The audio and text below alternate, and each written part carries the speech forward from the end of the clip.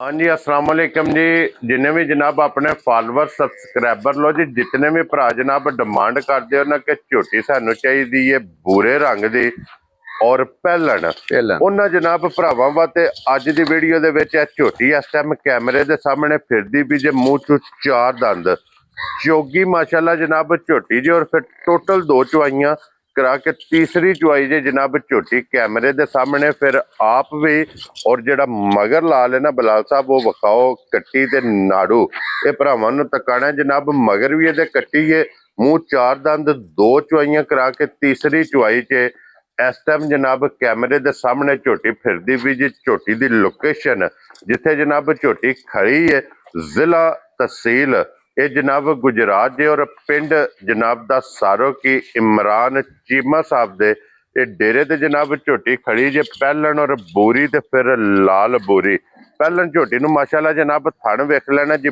बहुत कमाल दोहरा और एक मुठ मुठ ये माशाल्लाह जनाब थण लग्या जे। पशम पूरे जिस्म ते होवेगी माशाल्लाह एक एक अंग इस झोटी दा माशाल्लाह जनाब सोने यार।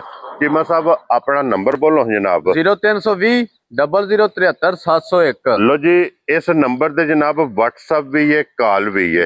इस नंबर ते राबता करके अपना सौदा जेड़ा जी तुसा फाइनल कर लेना। और तीसरी चुवाई च भी इहदे कोले जनाब बोला बोला 11 लीटर माशाल्लाह जनाब झोटी दे कोले मौजूद है। बाकी झोटी पसंद आवे जनाब माशाल्लाह दा कमेंट चीमा साहब ने जरूर देना। इस वीडियो दे नाल इजाजत चाहांगे जी इंशाअल्लाह। अगली वीडियो दे नाल फिर हाजिर होवांगे। नारा मारना जी पाकिस्तान जिंदाबाद।